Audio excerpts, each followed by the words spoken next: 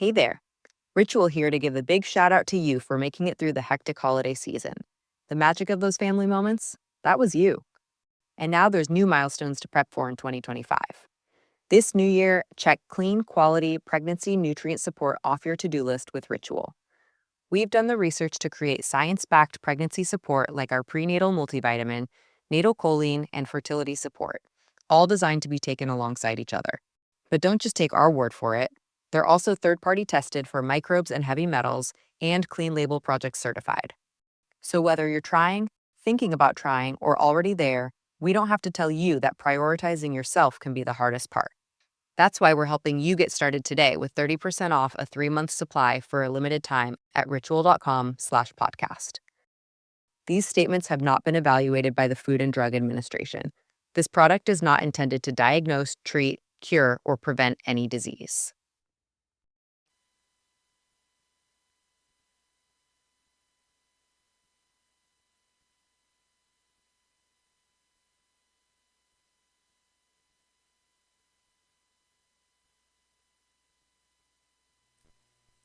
I have come here to chew bubble gum and kick ass. And I'm all out of bubble.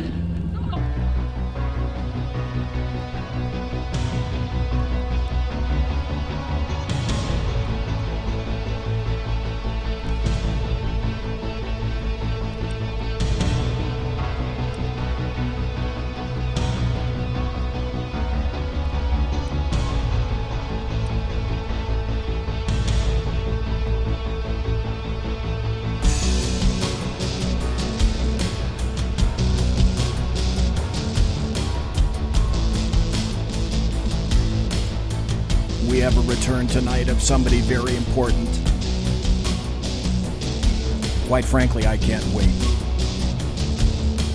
Ladies and gentlemen, boys and girls, children of all ages, welcome to the Bloviating Supplements Berserk Bobcat Saloon radio show, live and direct right here on the SHRmedia.com network.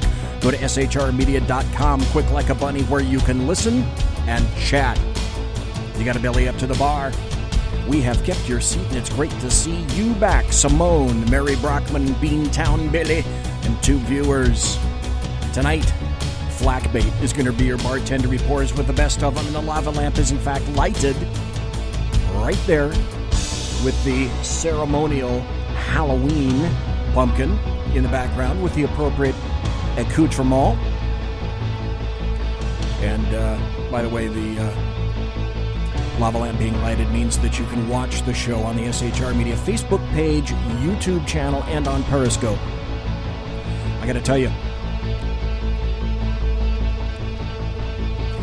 we don't water our drinks, just like we don't water our conversation.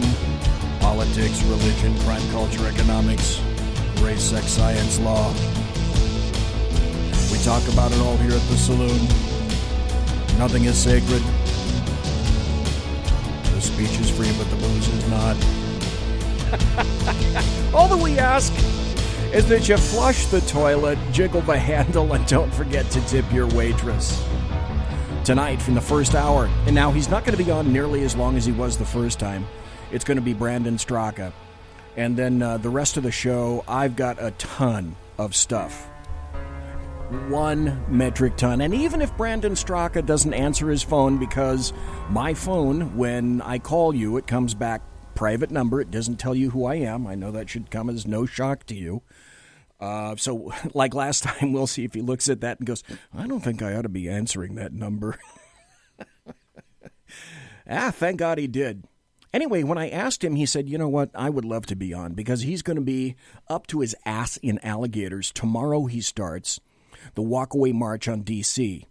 And it was, Mary Brockman, very good. Wash your hands before tipping your waitress. Quite excellent.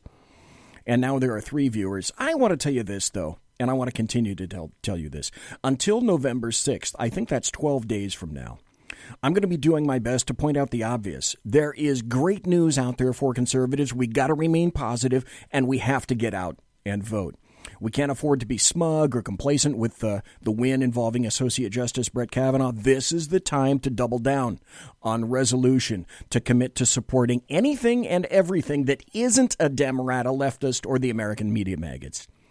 We can't afford to listen to the bad news that leftists are going to ratchet up and continue to spew about conservatives and our chances in November. We already know they lie. They are biased and they publish falsehoods with impunity. The American media maggots, they're nothing more than the publishing arm of the Democrats and the leftists. We have to get out. We have to vote red in November. We have to keep the House. We have to keep the Senate. We got to mail in our absentee ballots. We can let absolutely nothing deter us from appearing at the polls on November 6th. No matter the circumstances, no matter the weather, it's not a factor. Leftists, Democrats, and the American media maggots absolutely want to destroy conservatives and conservatism. Okay? They want to eliminate us. They want to hurt us politically and these days physically as well. We can't let this stand. Commitment, resolution, fortitude. We got to stand up for America, and we have to stand up for the U.S. Constitution and its Bill of Rights. Because, quite frankly, if we don't, I don't know who else will. Well, actually, no one else will. Hello. Brandon STRAKA. Yes. This is BZ. How are you doing this evening, sir? Doing well. How are you? Excellent. Ladies and gentlemen, I got to tell you, we have the distinct pleasure and the honor of speaking once again to Brandon STRAKA. He's the creator of the entire walkaway movement himself, who I'm sure is, at this point, probably just a wee bit stressed because there's so much for him to do right now. So because of that, I mean, I am sure of that. I'm sure that you are in condition 1. You know, it's like condition red. Ah! So, Brandon, because of that, thank you for agreeing to return to the saloon. And moreover, thank you kindly for agreeing to speak so closely to your, what I believe will be an absolutely precedent-setting march on D.C. Now, this time, as opposed to last time, I know your time is short, but I do have a couple of observations to make and then a couple of questions for you. First, I got to say this. I submit that what I term the American media maggots and what other people call the mainstream media, they fear you right now, sir. You frighten them. And I can tell because they have done their level best to ensure that your march on D.C., as I'm sure you've noticed, is entirely uncovered and unreported. So because of that Brandon STRAKA, that speaks volumes to me, okay? They are undergoing what I call, they're in PSH mode right now, which is pants shitting hysteria mode. Okay. And I believe it's because they fear you. They believe completely that your efficacy is about to go out of bounds. They know that your efficacy is staggering, and because of it, they can't afford to lend you or your movement credence in the slightest. Now, the second observation is that it's obvious you likewise scare the crap out of the leftists and the Democrats because you've managed to... Hey there. Ritual here to give a big shout out to you for making it through the hectic holiday season. The magic of those family moments, that was you. And now there's new milestones to prep for in 2025. This new year, check clean, quality, pregnancy nutrient support off your to-do list with Ritual. We've done the research to create science-backed pregnancy support like our prenatal multivitamin, natal choline, and fertility support, all designed to be taken alongside each other. But don't just take our word for it. They're also third-party tested for microbes and heavy metals and Clean Label Project certified. So whether you're trying, thinking about trying, or already there, we don't have to tell you that prioritizing yourself can be the hardest part.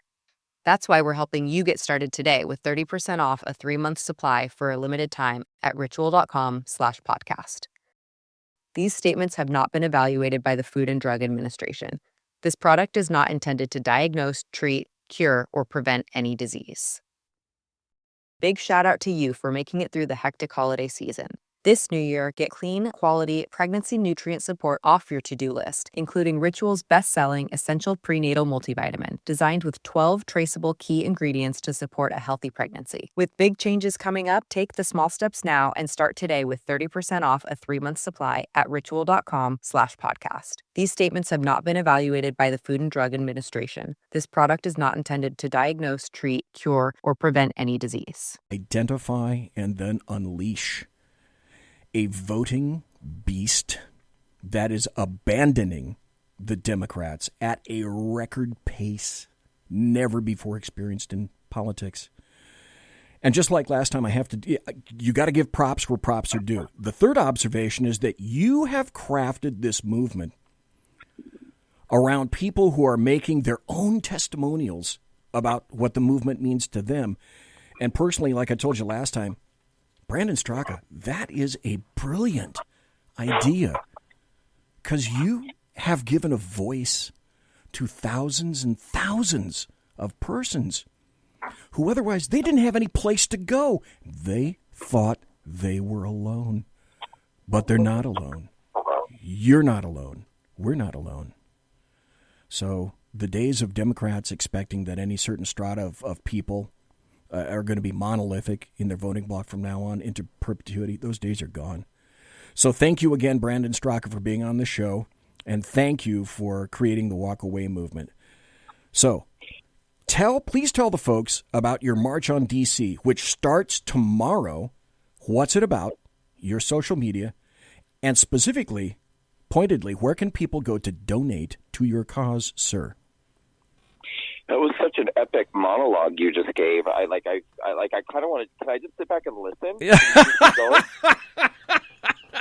Well, you can listen to a podcast, I guess. I really enjoyed that a lot.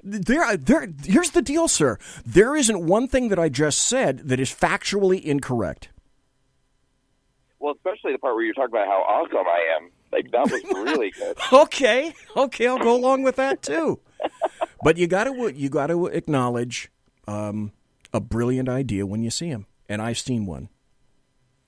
Well, thank you. I mean, that was, I felt the need to do a testimonial campaign for a number of reasons. I wanted to step forward and tell my truth initially, just because I had a lot of friends who had cut me off, and a lot of negative repercussions once I started speaking out about what I felt like I was discovering. Right. And I knew that there were other people who were feeling the same way. And it was kind of one of those things where I feel like somebody was just waiting for the first person to get the ball rolling and tell the truth. And then once that happened, we could all kind of bond together, in a way. The other thing is that, what a big catalyst for my change was that after Donald Trump was elected, I kept going on social media and ranting and raving, and nobody would really answer my questions because I was a Hillary supporter, at that time. And okay. I kept asking, why did you guys do this? Why did you do this? And nobody would answer me, for months. And then finally, after this one particular rant, somebody did answer me. And it changed the course of my life, and it changed the course of my thinking, having that person reach out to me. And I thought, if more people spoke out, how many other people could be changed as well, So it's just important, I think, to have people use their voice, and that's why I wanted to do a testimonial campaign. But to answer your question, we're doing the Walkway March on Washington this weekend. It actually, it's unbelievable. It kicks off tomorrow. Yes. Tomorrow night. The day has come. You said earlier about me being stressed. I'm actually not that stressed. I'm so exhausted that I'm not even stressed. Okay. I was just dreaming about getting through the weekend and then checking myself into a hospital and just having a coma induced for a couple of weeks and just sleeping it off. But so tomorrow night we're doing our gala dinner here at Trump International, and it's going to be amazing. We're going to do kind of like a red carpet, VIP for cocktail hour from 6 o'clock to 7, and then dinner is going to be from 7 to 10 p.m. We have dancing, we have music, and then the main event is going to be Saturday, the March and Rally. We're beginning at John Marshall Park in the National Mall here in D.C. Okay. We're going to have an opening rally there starting around noon, and that's going to last about an hour and a half. And then we're going to march from the John Marshall Park to Freedom Plaza. So we are quite literally leaving the Democratic Party and walking towards freedom. So the main rally will be there at Freedom Plaza from 2:30 to 5:30 p.m. Okay. And then the whole weekend rounds out on Sunday with our closing brunch with Dinesh D'Souza. That is so cool. Number one, it's cool that you're going to be in the Trump Plaza. Number two, it's great that you're actually conducting a march. And number three, it's great that you've got Dinesh D'Souza. It's going to be like a big red pill weekend. You know what I mean? It's like from beginning to end, it's just going to be, the whole thing is going to be like a red pilling experience because even the dinner tomorrow night, yeah, it's going to be fun and it's going to be, like kind of fabulous and whatever. But what I'm really showing people with this dinner is the changing face of the Republican Party. I mean, well over 50% of the attendees, by attendees, I mean the speakers who are going to be speaking throughout the weekend are going to be African-American people, Asian-American people, gay people, straight people. Of course, we have Caucasian people. But I mean, it's like, I want the world to see that this is not the Republican Party that you keep hearing about on, from the liberal media of the old, white, straight, male, racist bigots. The world, the party has changed. I think the culture has changed, and that's what we're going to show people this weekend. As I say, I think it's brilliant. The idea that you had people and that you asked people to give testimonials about the Democrats and what they mean to them and why leaving them is so important. As I said last time, this is a clear indicator to me as to why the Democrats now they couldn't care less about you. If you're not a monolithic voting bloc in perpetuity, you're dead to them. You're just like the mafia. You're dead to me. So the next important question that I have for you, Brandon Straka, is the midterms are in 12 days now. Mm-hmm. How do you think the walk-away movement and this resulting march on D.C., starting tomorrow, Friday, Saturday, and Sunday, is going to impact the midterms? It's going to be really interesting to see that. I honestly, I don't know. I mean, I really, truly don't know. What I can tell you is I try to keep my focus on not so much conjecture, but what I know for a fact to be real, which is that the campaign, started with one person, which was me, on May 26th.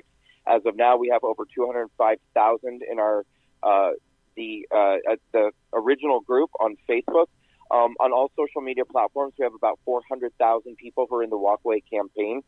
But, if the midterms roll around and we don't see an impressive dent, let's say in minority groups going and voting red, if we don't really see an impressive change, trust me, on November 7th, all I'm going to do is roll up my sleeves and work harder going forward, because all that's going to show me is that we have a lot more work to do. I mean, that's what we're going to do. We're going to try harder. Here's why I wanted to have you on today. Hey there. Ritual here to give a big shout out to you for making it through the hectic holiday season. The magic of those family moments, that was you. And now there's new milestones to prep for in 2025. This new year, check clean, quality, pregnancy nutrient support off your to-do list with Ritual. We've done the research to create science-backed pregnancy support like our prenatal multivitamin, natal choline, and fertility support, all designed to be taken alongside each other. But don't just take our word for it. They're also third-party tested for microbes and heavy metals and Clean Label Project certified. So whether you're trying, thinking about trying, or already there, we don't have to tell you that prioritizing yourself can be the hardest part. That's why we're helping you get started today with 30% off a 3-month supply for a limited time at ritual.com/podcast. These statements have not been evaluated by the Food and Drug Administration. This product is not intended to diagnose, treat, cure, or prevent any disease.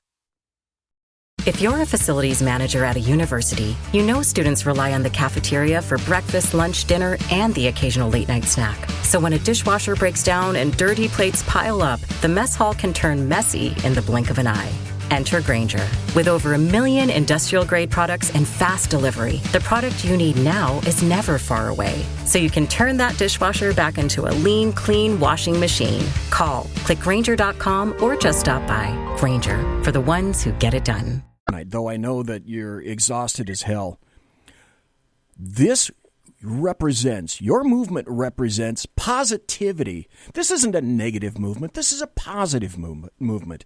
And I have to tell you, Brandon Straka, I am very positive about you, about the movement. That's why I love having you on the show, about those who embrace walk away. There's lots of positive and exciting things occurring that people need to know about.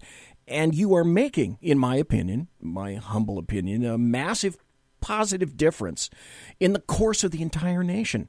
We need good news, and you have it. And that's what I'm impressed with. You didn't go negative. You went positive, and you let people express themselves. That, again, is why I say that's the brilliance of this thing. Well, yeah, what it really was about kind of giving the power back to the people and giving a voice back to the people. And these are, a lot of them have been maligned for a really long time. A lot of them have been lied about and attacked, and a lot of them haven't really gotten, I think, a fair shake-up, particularly by, powerful forces like the media. Who they don't get to fight back. And through the power of social media and just using the phone that's in their hand, they were able to make videos and get the truth out, And it is positive. I mean, it's very I actually wrote my speech today for the rally on Saturday, and I was trying to figure out exactly what it was I had to say, and it's a lot. I'm going to be up there for a good 15 minutes saying some stuff. But, one of the things I wrote at the very end was that, this movement was never about hatred for Democrats or hating Democrats. Yes. What it was about walking forward towards civility and decency and respect and kindness and love and all of these different things that have gotten so lost, I think, because of what has become common, acceptable part of our culture on the left of this, the name calling and the violence and the vandalism. And, these are the things, yes, this is not a movement of hate. It's a positive movement. It's about moving forward towards positivity and unity and all these things that make America great. And that I submit that's the big difference. That's why I believe, Brandon Straka, you and your movement, you resonate with people because of that. People who are tired of seeing persons collectively and individually torn apart. That doesn't hack it anymore. That's not the way to go. Quite frankly, I got to tell you this. I think the leftists, the Democrats, and the American media maggots, they have made a very terribly serious error in not factoring in two very, in my estimation, critical issues. Number one, I think we're going to find out in retrospect that your entire walkaway movement is going to end up being a critical factor. And number two, the people that have not yet joined, these are the people who are committed to voting against what the Democrats represent. They're sickened by their recent tactics, but they're still silent, and they're not talking, and they're not giving their political views to anybody. And I think those two factors, with yourself and your movement, and number one, I think those are critical, absolutely critical. Well, I think so too, and I think that everything has gone so extreme at this point. Since 2016 and possibly even a little before 2016, everything has gone so extreme that what it really has done, I think, it takes a real devout loyalist, I think, at this point to really dig in their heels and defend what the Democrats and the liberal media are doing. I mean, this is why I don't think I would have, if Hillary Clinton had won the election, none of this would be happening. I never would have figured out what was going on. I never would have figured it out. But it's the fact that this man won, which I think really there was some sort of divine intervention there.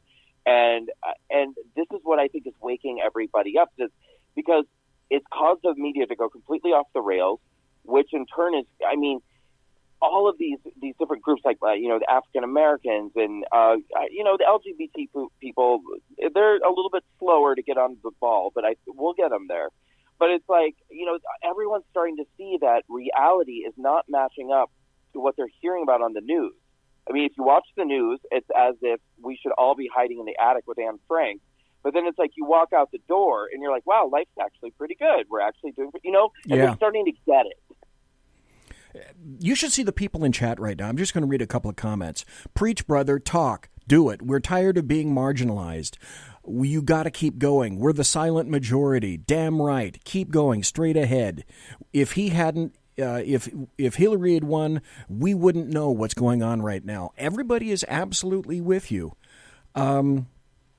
You mentioned it earlier, and I know depending upon what happens after the march, but you mentioned it earlier in the first time I talked to you, when I spoke to you a couple of weeks ago. But tell people, because I think you had great ideas, tell people, absent the conclusion of the walkaway march, you had some great ideas about the future of the walkaway movement. And if you could tell people just some of the thoughts that you had, absent this march, about where you may be going next. Well, sure. One of the main things that I've always wanted to do since this began was, once I started seeing the testimonials and seeing how powerful and amazing the stories are of people all across the country, and these are not, professional public speakers or motivational speakers, but these are just real people who are telling their stories. I thought, God, we've got to get these people out on the road. I mean, we've got to take this show on the road and share these stories on college campuses and public speaking engagements and events and rallies, and especially in the education system, where there's a couple main areas that I always say that I feel like liberalism has sort of infested itself and I think indoctrinates people, and that's in academia and in the entertainment industry. And okay, now my brain is very tired and I'm going to forget the other one. But okay. Let's just say news media, entertainment industry, academia, Yeah. things like that. So it's like these young kids going to school, they don't hear a lot of alternative points of view. I mean, we hear stories all the time about students getting Fs on their papers if they deny that there's such a thing as a wage gap, or if they deny that there's such a thing as systemic racism or white privilege. It's like they're forced to go along with these theories or else they won't be able to pass their courses. So they don't hear alternative points of view. I mean, these are things that are being indoctrinated and pressed on people. So I think getting these speakers into college campuses or even high schools and saying, look, I understand why you think the way you think. I used to think just like you, and here's everything that's wrong with it. But then, I also want to, I would love us to build a really amazing news room on our website, or, have a website that is dedicated to sort of debunking media myths and also create outstanding video content, much like PragerU does, but kind of geared toward red-pilling people and correcting the lies of the media. Just things like that. Like, I really want I want the Walkaway campaign to really be kind of a source of truth, pursuit of truth that people can trust. And, my roots were always in acting and singing. That primarily, I consider myself an artist, even more than I consider myself the leader of a national movement. But I would like to at some point kind of get back to my roots, and who knows, maybe the Walkaway campaign, if it becomes successful enough, someday we can make movies and TV shows. And I don't mean just conservative movies or conservative TV shows, but I mean just good content that people enjoy watching, that reflects reality and what's going on, that isn't liberally biased or indoctrinating. These are things I would love to do with the campaign going forward. I think you're right. I think that you'll have potentially a new direction after this coming Monday. And maybe next week you guys sit down and evaluate things, and definitely you'll know if you need to adjust some things after 12 days from now, next Wednesday, when all the returns are in, etc. But the ideas that you have now for the future, absent that, I think are wonderful. Sort of a one-stop shopping place to find out the truth, as opposed to so many other places where it's covered up like a bad, like a crap in a cat box. People just want to cover it up and they don't want to hear about it, any of that. So anyway, okay, I know you're busy. It's late. You got a ton of things to do. So I want to thank you, Brandon STRAKA, ever so kindly for taking this time to be here in the saloon, for emphasizing to people that, yes, that's the point. That was the whole point of wanting to talk to you today. There is hope. There is hope, That's people. Right. There's hope in these midterm elections. The conservatives can keep the House. The potential is out there. They can keep the Senate. The potential is out there. Don't go all bleak. Don't go all sad-faced. I mean, Brandon STRAKA is doing great work here. We're praying for you, bro. We know that you got to get out there. You got lots of work to do. There's a massive, a huge positive message out there that you're creating, and I'm convinced that you really are going to have a very serious impact in just 12 days. So because of that, I got to thank you again, sir. We've been talking to Brandon Straka. Thank you for your time. You go forth and do what I call KATN, sir, which is kicking ass and taking names. I intend to. Thanks so much for having me. And listen, I love talking to you, so I'm happy to come back anytime. Thank you ever so kindly. I know you're exhausted. You got a ton of stuff to do. Let me not keep you any further, but thank you for what you do, and thank you for what you've done and what you're going to do in the future. Sir, Brandon Straka. Thank you so much. Have a great night. Thank you, sir. Folks, that was Brandon Straka. I love him coming on. What a great dude. Young guy with a great message for everyone, and his message is resonating to all sorts of people. It doesn't matter about melanin count or background or even youth, although it's really appealing to a lot of people that aren't Caucasoids, and it's really appealing to a lot of people that are young, and we may be surprised at that. But it's working, and I really do think that it's going to have a huge impression and a huge influence on what's going on. Now, one thing you learn in radio, and I've talked to, let me give you a little prognostication of what I got in the works. With luck and the creek don't rise, I've got a guy named Thomas Paine coming on the show next Tuesday. And Thomas Paine is essentially the guy that created True Pundit. And if you've never been to True Pundit has a cause celeb, shall we say. And True Pundit has a great story. And that's going to be coming to fruition on Tuesday night. Again, fingers crossed that I have him scheduled. And he's coming out with a book on Monday, basically how he defeated. Okay, Senator, these are not the exact same words that are in the book, and I should have a copy of the book up in front of my screen right now, but I don't. But essentially, it's about how Thomas Paine defeated the FBI in his pajamas, and I'll give you just a taste of what happened to him. Because he was writing some things that were a bit against the deep state and not placing the FBI in the best of light, the FBI decided that they were going to raid his home one night and put his wife and children at the pointy end, at the bangstick end of M4s for videos, for DVDs. That wasn't the issue. The issue was what he had been writing and what he was about to expose. So Thomas Paine, at this point, is going to be on my show. I've told him that he can promote the book, but I want to hear his story. I've given him an hour, and we're still back and forth in negotiations to find out if he, and I don't quite know what I can ask him and what I can't ask him. I suggest you go to truepundit.com. And we've discovered since, and I don't believe I'm speaking out of school, because his true name has now been revealed because people threatened to reveal his true name. And essentially what the FBI did is ruin his life. He got fired from his job at Citigroup, and a whole bunch of other things, negative things, terrible things occurred to him. But he's got a story to tell, and it's about the FBI and it's about the deep state. And with his book coming out, I want him to tell the story here.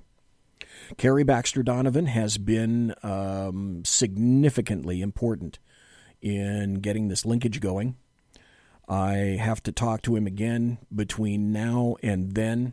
I've offered him an hour, and then I've also laid this on the table.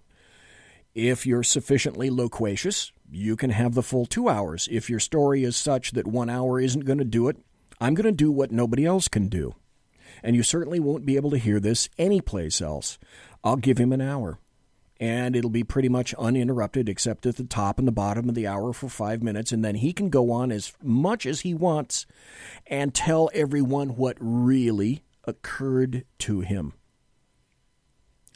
Because I think, folks, you have a fairly decent idea about what it is that I think of the FBI at these days, because I've worked for them before. I have a pretty good idea how they work. The agents, this is not the issue. It's the people at the top. And as you and I both know, that's pretty much the entire issue with everybody in any organization. It's the people at the top. It's the chiefs and not the Indians. So, Thomas Paine, otherwise known as Michael Moore, tentatively is going to be here on next Tuesday. Next Tuesday, by the way, will be 7 days until the midterm elections, which, when you think about it, that's kind of scary, that's kind of frightening, and it's great all in one. As I indicated at the beginning of the hour, from now until the election, my job is to make sure that everybody has all the positive stories they possibly can about what's going on and what's occurring in our lives and our political lives as well. And I'm sorry if I haven't done this already. I'd like to say hello to Mike in chat, Mary Brockman in chat, Dave in chat, Simone in chat, Meantown Billy in chat, and 2 viewers who will not be unmasked here because that's not what we do. We don't unmask people here at all. Also, I want to give some big thanks because these people have been sending me tweets and private messages. There are certain individuals that are in the trucking agency and the trucking industry, I should say, who have told me that they listen at night, and I am greatly appreciative of their listening while they drive. They don't watch on TV because that wouldn't be prudent, but they do listen. So thanks to the hardworking American truckers in the United States. You keep America moving. You keep the goods and services moving all across this great nation of ours. So, kudos to you. Thanks very much. And, of course, kudos for the first entire half hour to Brandon STRAKA, who, again, I think was kind of cool, said, you know what, dude? If you want to come back or if you want me to come back, I'll do that, okay? Conservative media done right. You're listening to the SHR Media Network.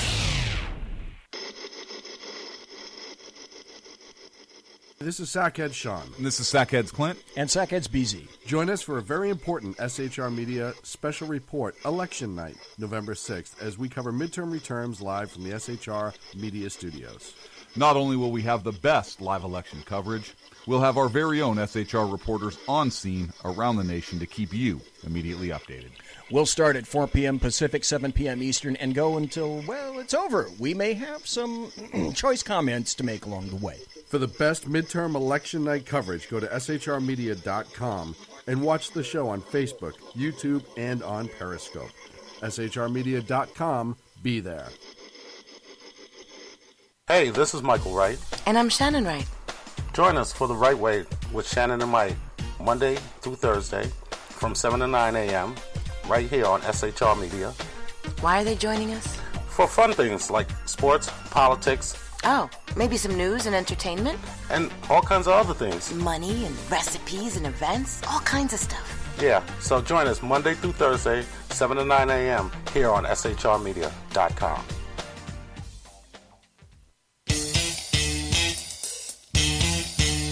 From a public locker inside a dilapidated Long Island rail station comes a show designed to piss off liberals using truth, facts, and ridicule. The Lid Radio Show, featuring the conservative voice from the People's Republic of New York, the Lid himself, Jeff Dunitz. Tune in every Wednesday at 2 p.m. Eastern, 11 a.m. Pacific on the SHR Media Network. Go to shrmedia.com. At Lid Radio, we fight for the truth, justice, and a good kosher T-bone. If you don't listen, Hillary Clinton might sneak into your bedroom in her housecoat late at night and blame you for her election loss. It's the Lid Radio Show with Jeff Dunitz.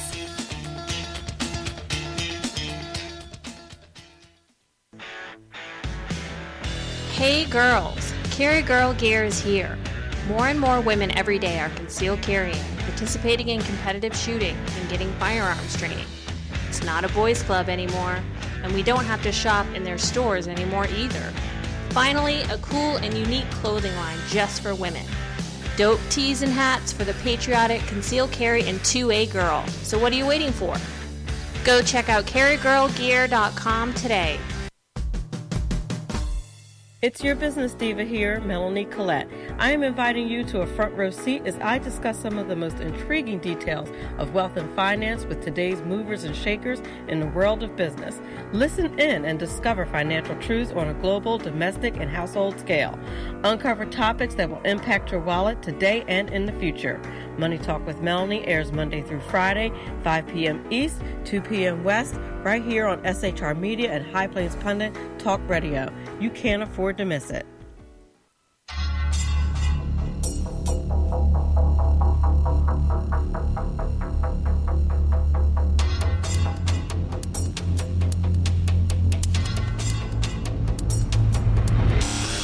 The new show on the SHR Media Network, Sackheads Against Tyranny.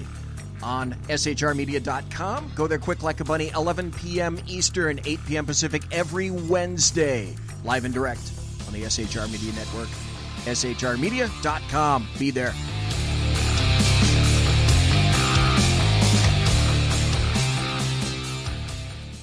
When dirty politicians, shadow governments, and deceptive Islam blind the world with fake stream media smoke, their only fear is one man with a cane. I'm Dave Milner. Join me through shrmedia.com, highplainstalkradio.com, and the Western Free Radio Network at Spreaker, YouTube, and iTunes for a different perspective weekly on the Unpleasant Blind Guy. And catch me on Jeff Mitchell's EDL Radio on blogtalkradio.com. There's no surrender ever. Because truth is not always pleasant. Broadcasting behind enemy lines in occupied California, a mere 2 miles from the state capital, the bloviating Zeppelin's Berserk Bobcat Saloon radio show can be heard every Tuesday and Thursday night at 8 p.m. Pacific and 11 p.m. Eastern, only on the SHR Media Network. Go to shrmedia.com to listen. You can also watch on the SHR Media Facebook page and the SHR Media YouTube channel. No goldfish were abused in the making of this ad. Conservative media done right. You're listening to the SHR Media Network. Ladies and gentlemen, boys and girls, children of all ages, you're listening to the bloviating Zeppelino, that is I, sitting fast and bulbous behind this chair in the SHR Media Studios, the sumptuous and palatial SHR Media Studios, where we are located 2 miles east of the locus of evil on the entire left coast. And that happens to be the Bill Mill, the capital and the Capitol building of the state of Fornicalia here in Sacramento, where late at night when I get through with this show at, 10 o'clock Pacific and midnight. 1 a.m. on the East Coast, I go out this door right here to my left, and I can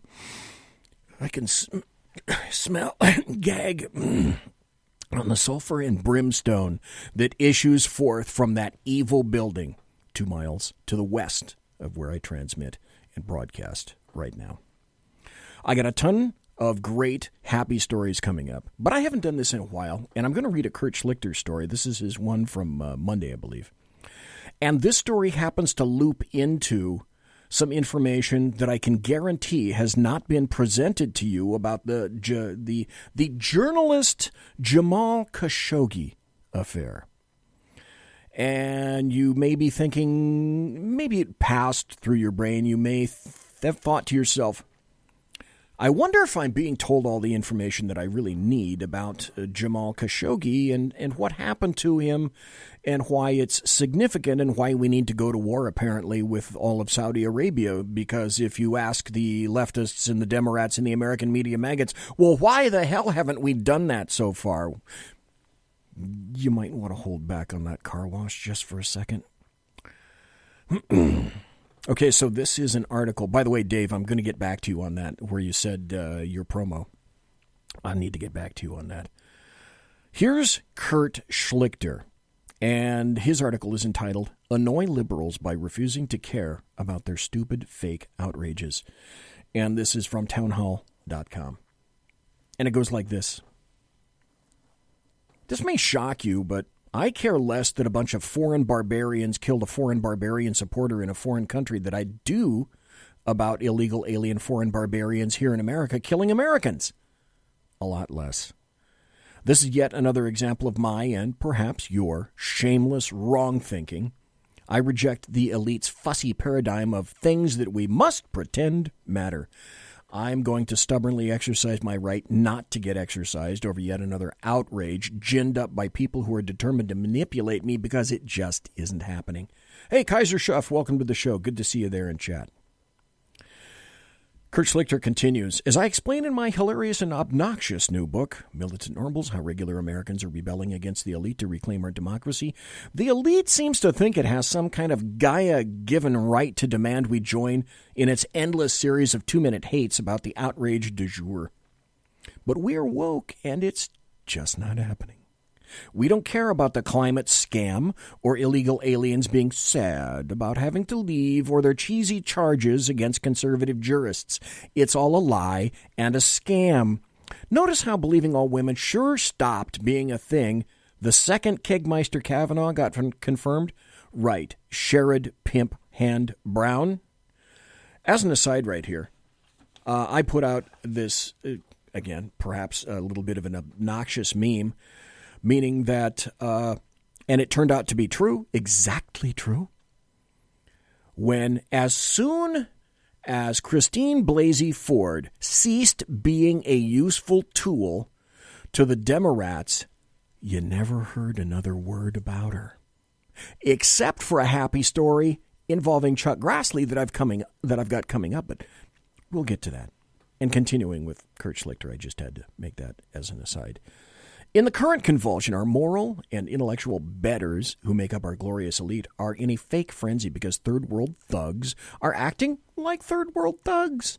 That Khashoggi guy was a journalist. Damn it. Journalists are special. He wrote for the Washington Post, so he matters. Not like that Kate Steinle girl, who was just some American who got in the way of a bullet fired by an illegal alien who the elite ensured was not deported. Everybody got mad, and then let's cut loose our ally Saudi Arabia, which happens to be the long-term policy goal of the same liberal elite pushing this crisis. Weird how that works. Oh, and dare you mention that Khashoggi cavorted with Hamas and Al-Qaeda types and generally loved radical Islam and hated America. I got more information for you about that right after this article. Kurt continues, I'm not pro-chopping up political opponents, which I only feel the need to state because some willfully obtuse lib jerk is going to claim my refusal to freak out over bad people acting exactly like bad people act means that I support chopping up political opponents. Chopping up political opponents is generally a bad thing, okay? And though I will not hold my breath waiting for the libs to, for example, cancel their holidays in Havana because the Castro clan has butchered tens of thousands of people for preferring tyranny to freedom, liberal outrage, you see, is super selective. It only exists when there's a related liberal policy goal it can support. And as the Steinle family found out, it never exists where it risks disrupting our elite's preferred narrative. I don't care about the Khashoggi caper because I see no reason to join in the faux shock that foreigners are terrible or that the Saudis are so especially terrible that we must abandon a crucial ally against Iran, which hangs more gays from a single crane every day than the Saudis have ever chopped up in their consulates. Weird, but the elite was totally mad about Donald Trump pulling out of the we'll pay you mullahs to get nukes slightly slower deal, and these same people are now demanding we ditch our primary Arab ally against Tehran. I mean, if we were cynical, I'd say this whole imbroglio was a steaming wheelbarrow of crap. I'm sorry, this is BZ laughing as an aside. Schlichter continues, but I'm not cynical. Their motive for trying to destroy the U.S.-Israeli-Saudi alliance was against the mullahs is totally that they care about this sketchy dude who none of us has ever heard before a week or so ago, and Chet agrees. Chet is my unicorn. Oh, and it's all Trump's fault because Trump is magical and omnipotent, and he personally approves Arab hit team operations in Asia Minor. Or maybe it's Jared Kushner who did that. It's hard to know which of the White House masterminds, who we are simultaneously informed are scatterbrained half-wits, how they're pulling the strings around this entire planet. After all, no neo-Dark Age potentate ever murdered anybody until Filoni of Milhouse von Pantsuit lost, right? This whole thing is stupid, and I'm not going to be part of it. I also refuse to care that the president made a crack about that congressman who tossed around that reporter a million years ago. I don't care about that at all. I refuse to pretend that some harmless gag is a declaration of open season on the Fourth Estate, especially when the media is squeezing in giddy delight at lib polls, actual calls for violence and intimidation. It was a joke, and it was kind of funny. And if that horrifies Jim Acosta and the rest of the dancing dillweeds of the press, well, too damn bad. I don't care, Kurt Schlichter writes. And if you think that makes me a bad person, well, good. Then you won't try to hang around with me. See, I reserve the right to decide what I care about. My caring, my choice. And I think I'll care about things that matter to me, not things the liberal snobs care about. I care about the interests of the United States of America more than the interests of foreign countries. I care about Americans not being murdered here more than foreigners being murdered someplace else. I don't care about the media's peeves and their whining. It brought all its misfortune upon itself with its bias, its incompetence, and general scuzziness. I don't care about global warming. I'll drive a gas guzzler if I feel like it. I don't care about someone's preferred pronouns. He or she, pick one. And I don't care about illegal alien sob stories. Go home. I don't care about people who feel unsafe, unhappy, or unloved because of what I think, do, and say. Too bad. I will think, do, and say what I please. I don't care because I don't feel like caring about your pet outrages, and you can't make me care about your pet outrages. Now, after this article from Kurt Schlichter, and perhaps you're wondering why I haven't really made any mention of this Saudi guy being evidently dismembered and sent out. I don't know, he might have made the cat food truck somewhere in some Middle Eastern country. Who knows? But I also found a lot of things out that the American media maggots, shock of shocks, the leftists, the Democrats, and the American media maggots aren't telling you about this guy, Khashoggi, because it doesn't fit their meme. It doesn't fit their rant. This is a great article that and I'm not going to tell you where, but I've thrown some extra choice cuts from BZ and my thoughts into. But this guy is giving you truth, and I went into this article, and yes, I did go on the internet, on my favorite search engine, and discover that, oh my gosh, you know what? This guy is right. And oh my gosh, the American media maggots are not telling you the full truth. I wonder why that could be. I think you know why it is. This is a great article, and it's entitled, What the Media Isn't Telling You About the Jamal Khashoggi Affair. Stop. Once I read that article, once I read that headline, I knew I had to read further. Because when you equate what the American media maggots are saying and writing to what they're not telling you, I want to read that article. This is by Gordon Schnacktel. I'm not going to say anything about his name. The legacy media isn't telling you the full truth about Jamal Khashoggi, the Saudi exile who is now dead after he was last seen entering the Saudi consulate in Istanbul. His disappearance created a media firestorm, resulting in tensions between the United States and its traditional Middle East partners. Now, we've been told that Khashoggi, who was living in the U.S. for the past year, was a voice for reform and democracy in a Middle East that is in desperate need of such individuals, right?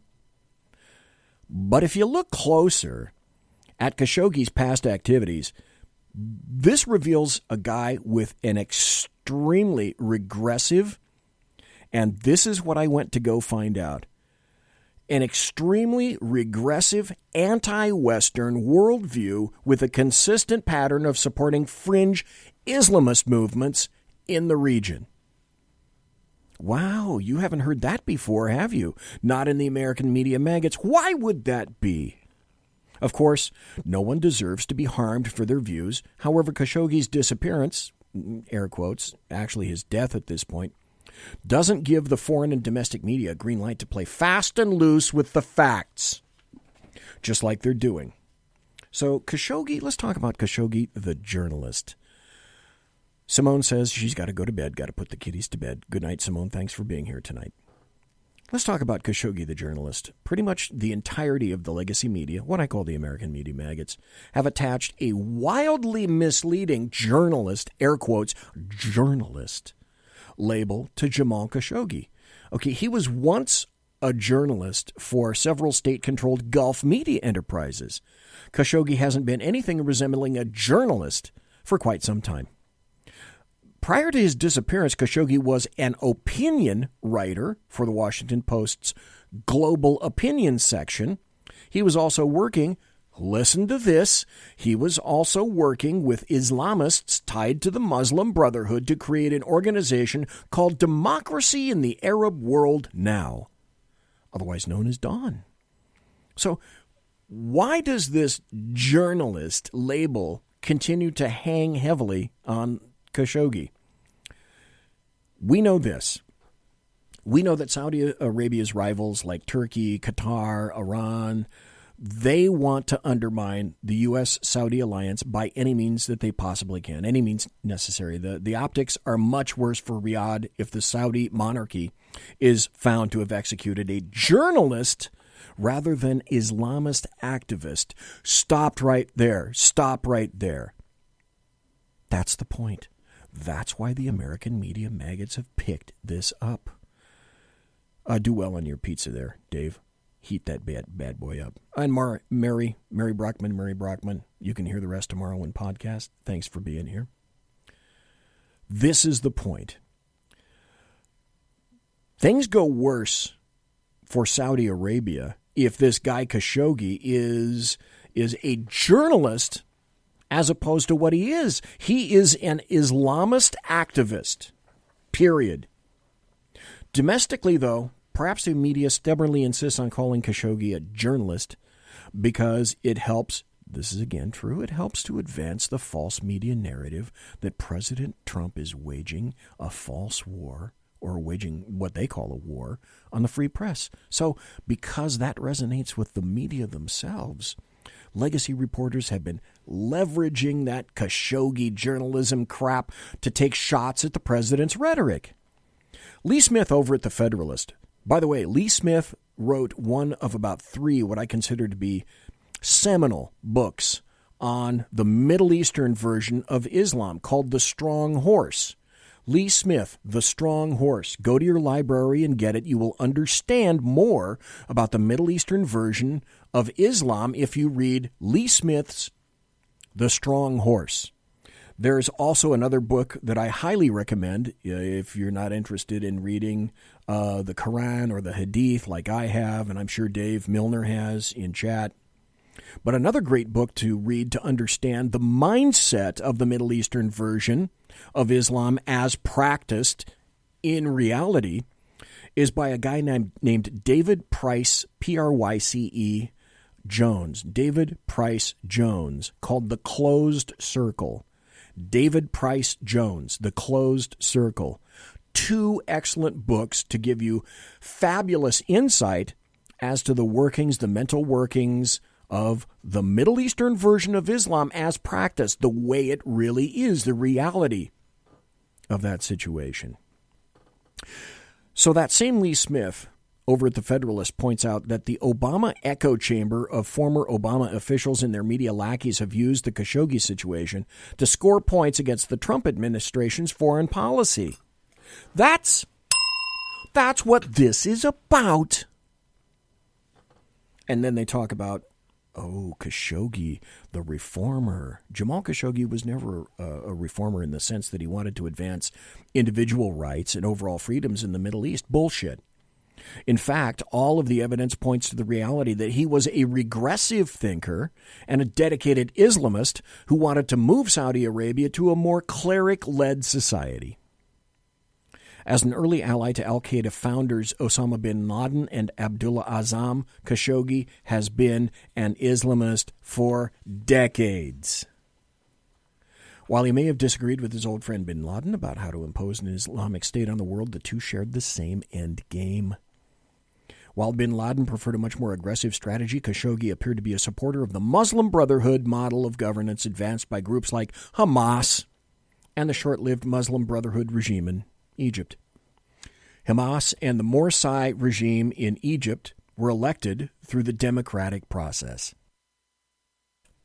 Yet, almost immediately after seizing power, the Brotherhood-aligned groups sought to impose extra-constitutional measures that would tighten the grip on power and ensure that there would never be another election. Woohoo! Great for Egypt. Khashoggi's democracy project is nothing more than a facade that would allow for the empowerment of Islamic and Islamist actors. For a Muslim Brotherhood and its allies, history shows us the first victorious election campaign, imagine that, quickly became the very last election. Now we hear about Khashoggi, the man of peace. Right? He's a man of peace, so the American media maggots say. Today's Middle East reform movements are largely backed by individuals and leaders who have rejected calls for perpetual Islamist warfare. Those in the U.S. allied reformer camp, like Saudi Crown Prince Mohammed bin Salman, Egyptian President Abdel Fattah el-Sisi, and UAE Crown Prince Mohammed bin Zayed, have preferred to focus on bolstering patriotism, combating Islamism, pursuing secularization and modernization, and encouraging foreign and domestic entrepreneurism and investments. This is a quote, the soft-spoken Khashoggi, on the other hand, has sought to drag the Islamic world into endless conflict. So, as is typical for many Islamists, Jamal Khashoggi had a serious bloodlust when it came to violence against the state of Israel. Now do you start to see more of the connections? The American media, the leftists hate Israel, Democrats hate Israel, the American media maggots hate Israel. So they love Khashoggi because he's a journalist, right? And he's soft-spoken. Khashoggi had a serious bloodlust when it came to violence against the state of Israel. He expressed these violent aims in a 2014 piece for the Muslim Brotherhood-tied Middle East Monitor, where he wrote that he hoped one day Islamic nations would join the U.S.-designated terrorist group Hamas in its campaign to destroy Israel. Hey, good times! Great person to support, American media maggots. This is the guy you love. In another piece he wrote that year, Khashoggi shamed Arab states for not supporting the jihadi terror group. These are the things that you're not hearing about this wonderful poor guy Khashoggi that was killed. So you have to ask, okay, well, what's next? What's next?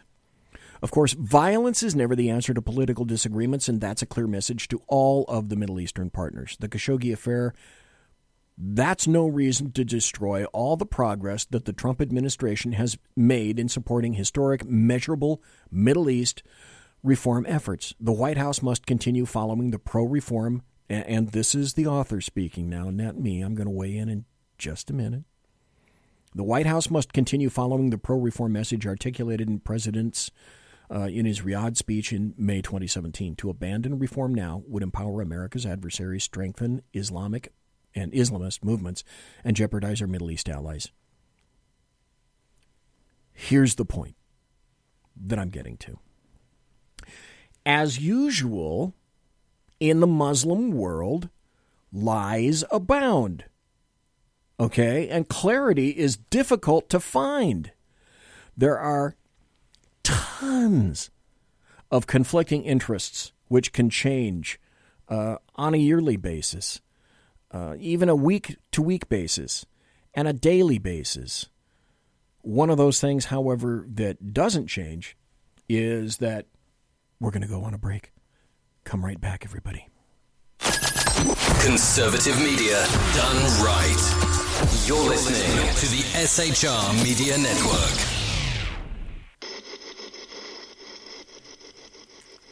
This is Sackhead Sean. And this is Sackhead's Clint. And Sackhead's BZ. Join us for a very important SHR Media special report, Election Night, November 6th, as we cover midterm returns live from the SHR Media Studios. Not only will we have the best live election coverage, we'll have our very own SHR reporters on scene around the nation to keep you immediately updated. We'll start at 4 p.m. Pacific, 7 p.m. Eastern, and go until, well, it's over. We may have some choice comments to make along the way. For the best midterm election night coverage, go to shrmedia.com and watch the show on Facebook, YouTube, and on Periscope. shrmedia.com, be there. Hey, this is Michael Wright. And I'm Shannon Wright. Join us for The Right Way with Shannon and Mike, Monday through Thursday from 7 to 9 a.m. right here on SHR Media. Why are they joining us? For fun things like sports, politics. Oh, maybe some news and entertainment? And all kinds of other things. Money and recipes and events, all kinds of stuff. Yeah, so join us Monday through Thursday, 7 to 9 a.m. here on shrmedia.com.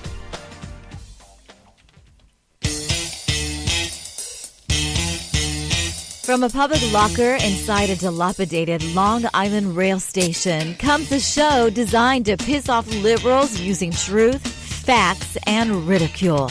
The Lid Radio Show, featuring the conservative voice from the People's Republic of New York, the Lid himself, Jeff Dunitz.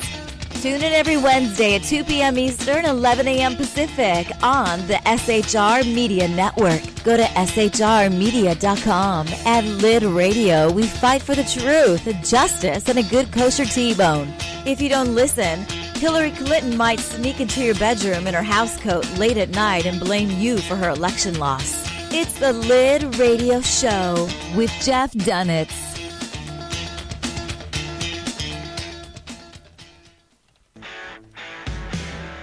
Hey girls, Carry Girl Gear is here. More and more women every day are concealed carrying, participating in competitive shooting, and getting firearms training. It's not a boys' club anymore, and we don't have to shop in their stores anymore either. Finally, a cool and unique clothing line just for women. Dope tees and hats for the patriotic, concealed carry, and 2A girl. So what are you waiting for? Go check out carrygirlgear.com today. It's your business diva here, Melanie Collette. I am inviting you to a front row seat as I discuss some of the most intriguing details of wealth and finance with today's movers and shakers in the world of business. Listen in and discover financial truths on a global, domestic, and household scale. Uncover topics that will impact your wallet today and in the future. Money Talk with Melanie airs Monday through Friday, 5 p.m. East, 2 p.m. West, right here on SHR Media and High Plains Pundit Talk Radio. You can't afford to miss it.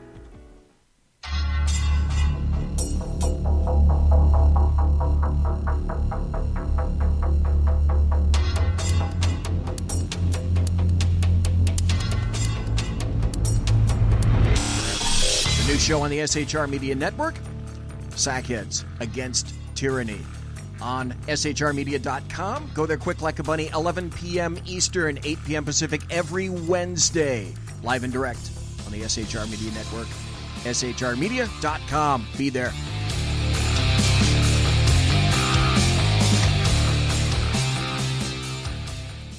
When dirty politicians, shadow governments, and deceptive Islam blind the world with fake stream media smoke, their only fear is one man with a cane. I'm Dave Milner.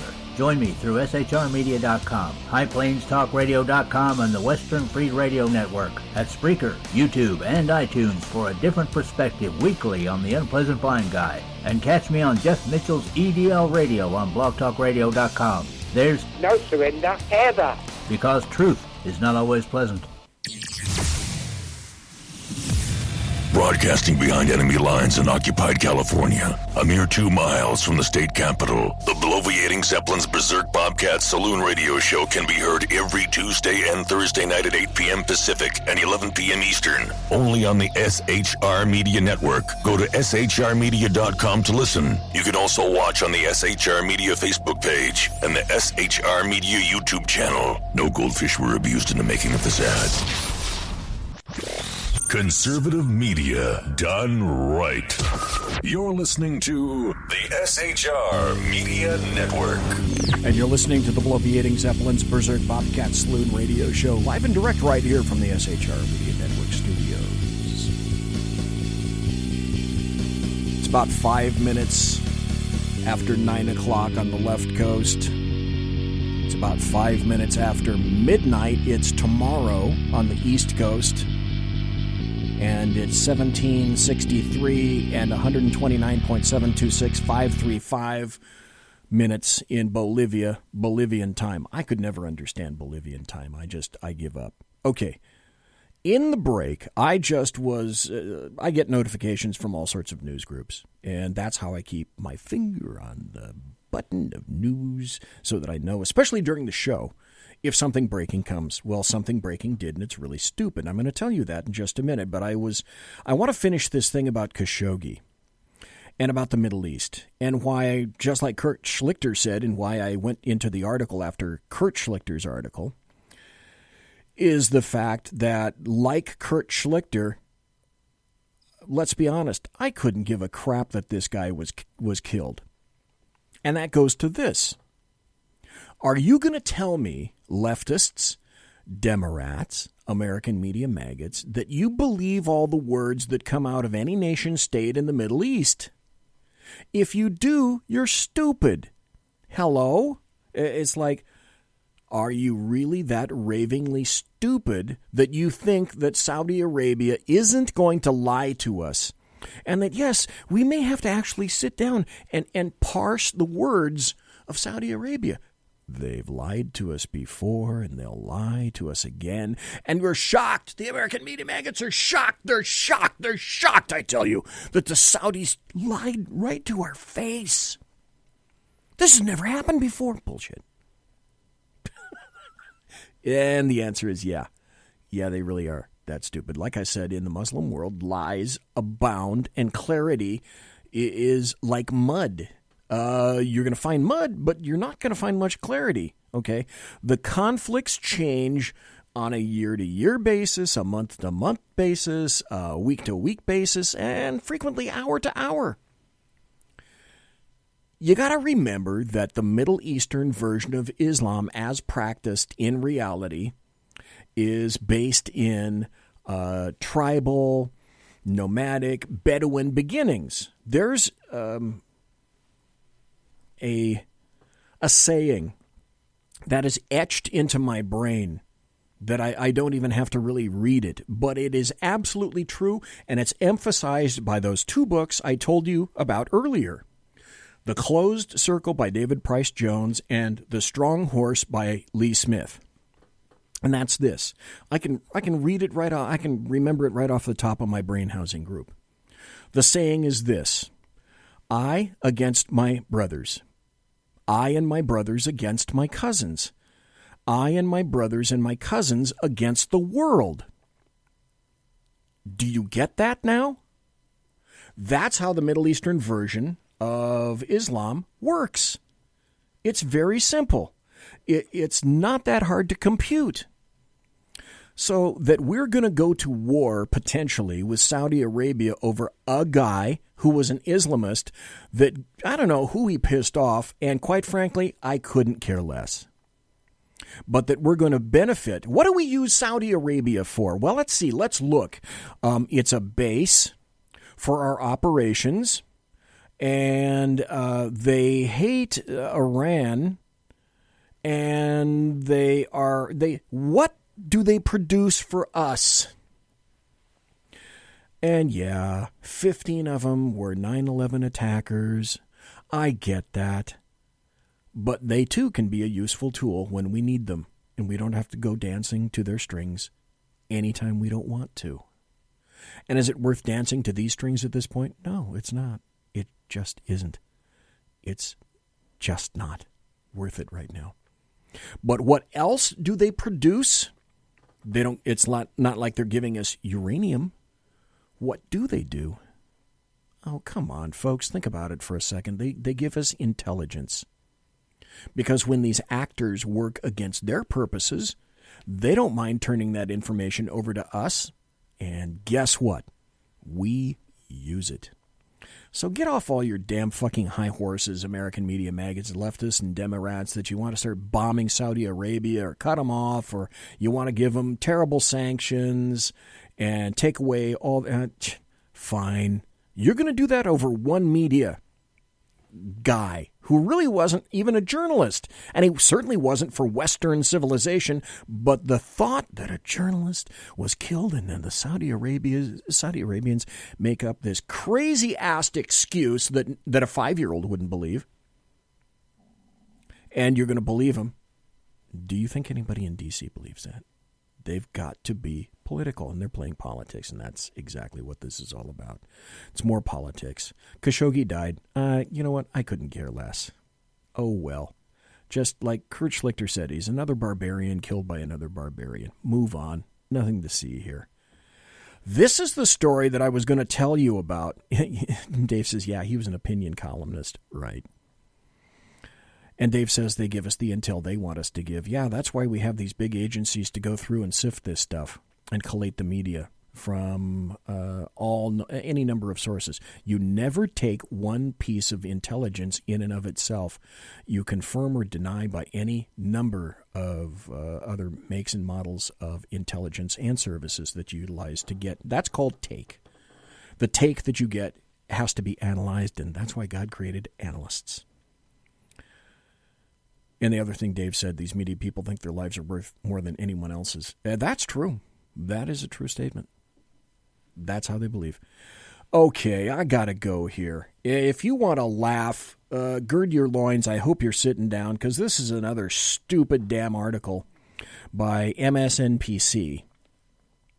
I'm sure you get that, MSNBC. Oh, darn it, Kaiser Schuff left. I know he'd get MSNBC. Anyway, it's the headline is, and consider the source, okay? Consider the source of this statement and who's writing it. MSNBC is the source, and the specific source is, this is from the headline, Chuck Todd. I fear the Russians could be behind the mail bomb scare. I have this fear that it could be some Russian Operation 2 designed to do what's happening now, Todd said. NBC's Chuck Todd says he fears the Russian could be responsible for the mail bomb scare that's targeted top officials in the Democrat Party, as well as CNN and actor Robert De Niro. Bobby De Niro was affected on Thursday.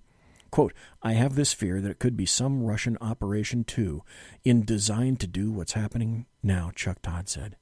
Todd added that we shouldn't rule out that possibility. We shouldn't rule out that possibility that it's the Russians.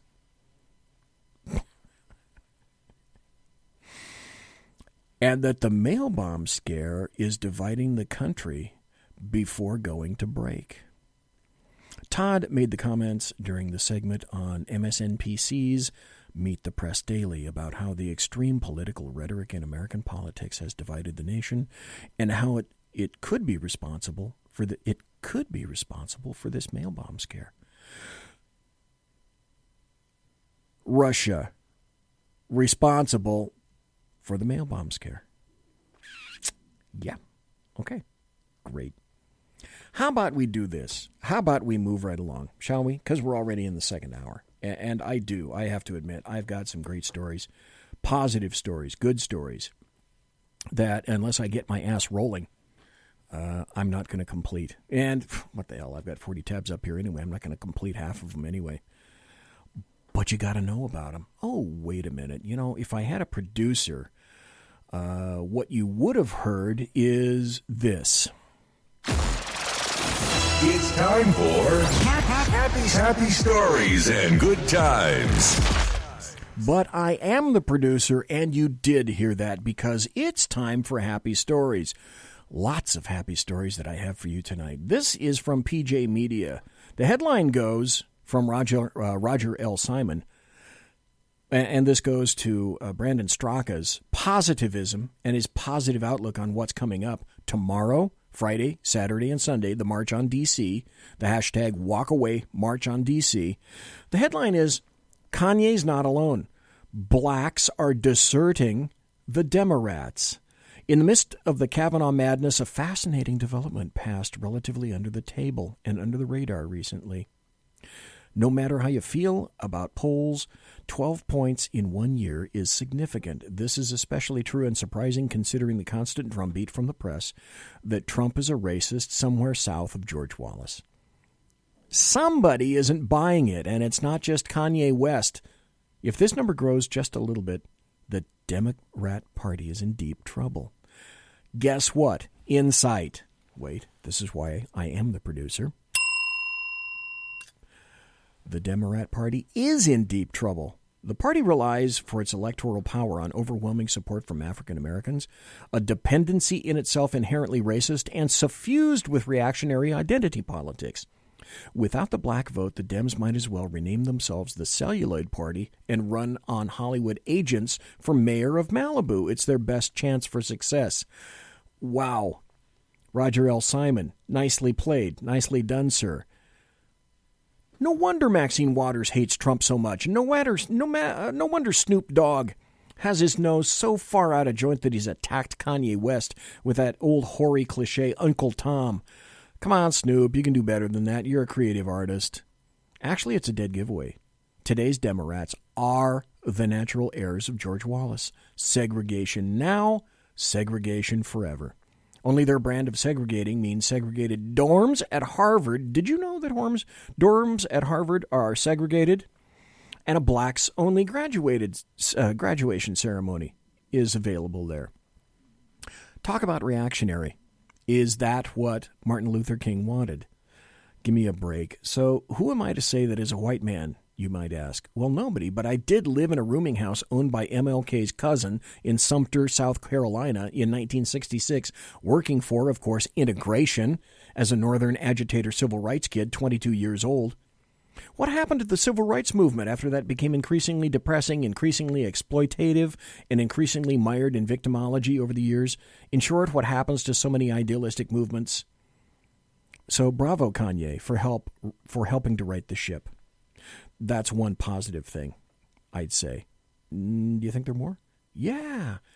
This came out today. This is a happy story. Chuck Grassley from the Senate Judiciary Committee sends a criminal referral for attorney Michael Avenatti and Kavanaugh accuser. This was, to me, great news. Michael Avenatti says he's going to get his revenge because of it, and that, oh my God, they've opened the wrong door, just like he said about everything before, though that's never turned out to be true. In fact, I have two happy stories about this. Subsequently, about Michael Avenatti. Let's not get ahead of ourselves, though, yet, PZ, right? Senate Judiciary Committee Chairman Chuck Grassley said Thursday he's referred attorney Michael Avenatti and his client Julie Swetnick, who accused Supreme Court Justice Brett Kavanaugh of sexual misconduct, for criminal investigation regarding a potential conspiracy to provide false statements to Congress and obstructed its investigation. Avenatti, who is also a potential 2020 Democrat presidential candidate and works as the attorney for porn star Stormy Daniels, by the way, the person that Tucker Carlson calls the CPL, otherwise known as the creepy porn lawyer. I like that. Anyway, Avenatti represented Swetnick, who accused Kavanaugh during confirmation proceedings of being involved or present at gang and train rapes at high school parties in the 1980s, and he denied it. So what happened? Chuck Grassley penned a letter to Attorney General Jeff Sessions and the FBI Director Christopher Wray today, claiming Swetnick and Avenatti's allegations were leveled at a suspicious time. And so that has started. Then there's another good story that you're not hearing about. Trump's approval rating tops Obama's midterm numbers, a poll says. And, you know, we got to take polls with a grain of salt or perhaps the entire bucket of salt. But I also like you to hear about the polls that portray things not as the American maggots portray things to you. This one says, President Trump's approval ratings are higher than those of former President Barack Obama during the first midterm elections of his presidency, according to a new poll. The source is always important on these, and how you pen and craft your questions is equally important. But this is an NBC News Wall Street Journal poll that showed Trump's approval rating at 47%, the highest figures the president has posted in that poll. Obama's 2010 approval ratings for about the same time period was 45%. Did you hear about that story? No. I bet you haven't. Then there's another story. There's this. And this, again, goes hand in hand, I believe, with the things that you're not hearing. But this happens to be a truism, one that you already knew, but it's a reality that needs to be factored in to how you perceive the world and how the American media maggots, the leftists, and the Democrats want you to perceive the world. Two entirely different things. This is from, of all places, the San Francisco Chronicle in the Bay Area. The headline is, despite rampant voter enthusiasm, the reality is many people just don't plan to vote in November. Let's go back to Mr. Helms. Mr. Helms was BZ's civics teacher in high school. Dave Milner says, pizza time. That means your pizza's done. Good eating, Dave. Mr. Helms said, and I quote, and I will, if there's one thing that this is the one thing that I take out of high school, amongst a couple of others. Mr. Helms said, Democrats don't win elections, Republicans lose them. So what that means, and the way I want to consistently emphasize it to you, is winning this election is within our capacity, our capability. We can do this thing because here's an article that says most people just don't plan to vote. Well, what has been said historically about just the positive thing about showing up? Just show up to work. Just show up to the polls. Bing. Make your vote. Interest in the midterm election is at a fever pitch in much of the country, with both Democrats and Republicans far more passionate than they've been in more than a decade. Could this be? This is, by the way, comes from a Tennessee article that they're quoting. Could this be that Tennessee's Montgomery County shows up to vote?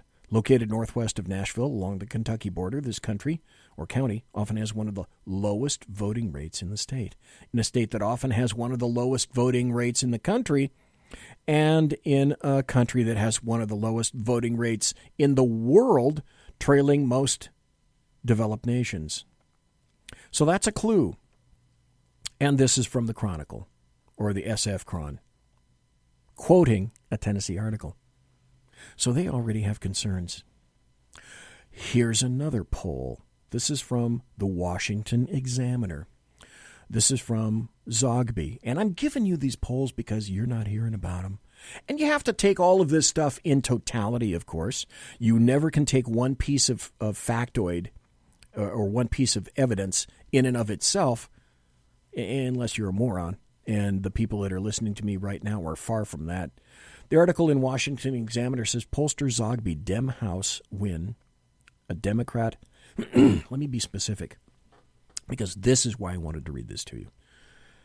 A Democratic House win, not a Senate win. A Democratic House win is, quote, far from certain and elusive. And the Senate is nearly impossible.